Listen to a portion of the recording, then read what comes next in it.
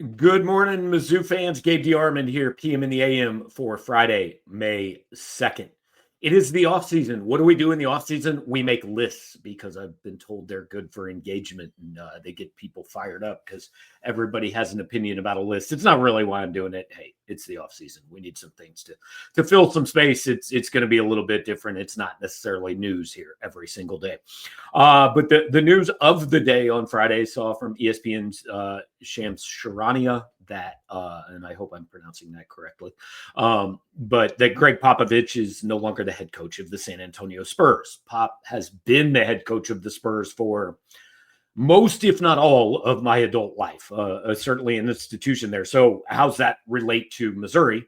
Got me kind of thinking about job security among the coaches we cover here at Mizzou.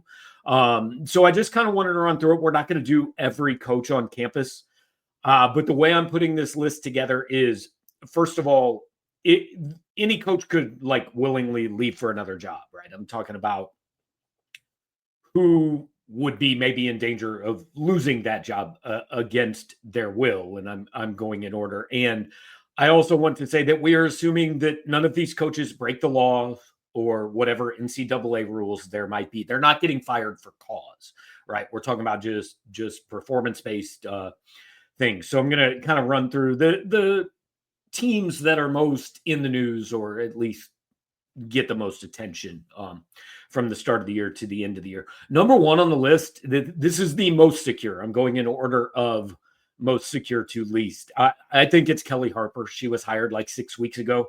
I can't imagine there is anything Kelly Harper could do.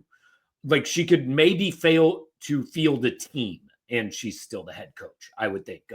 Simple timing issue there. Number two, I'm going Eli Drinkwitz. He runs not only the most high profile program on campus, but does it incredibly successfully. Like, the rest of the sports kind of exist because of what Eli Drinkwitz does and the attention and the revenue from the football program. Eli could go 1-11 next year and he's not getting fired.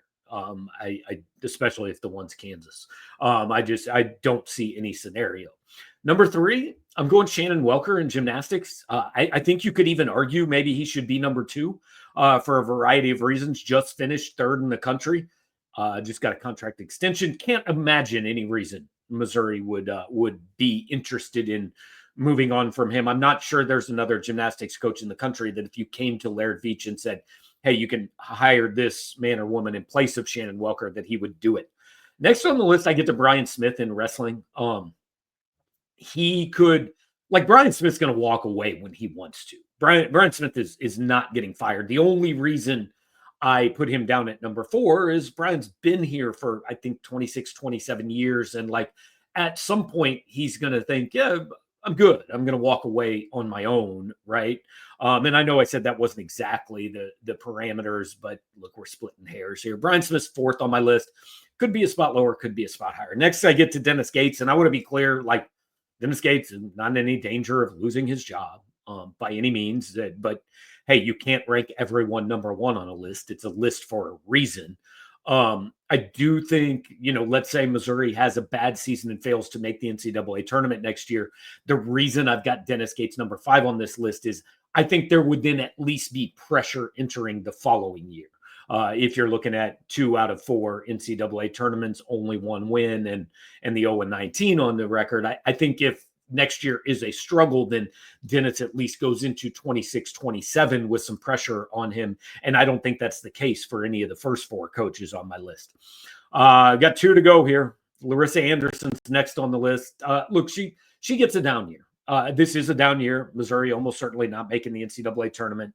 And that's the minimum expectation for Missouri softball. I think everyone involved, Larissa included, would tell you this is a bad year and this is not the standard they have. You don't get fired for one bad year. She's not in any danger of losing her job now. But like, again, you go into next year with a little bit of, okay, this one has to be better, or we do have to take a look at some things. And then we're now down to the least secure end of the spectrum, and I know it's only year 2, but I think it has to be Carrick Jackson. They're 0-21 as they get ready to host number 9 Georgia for a weekend series.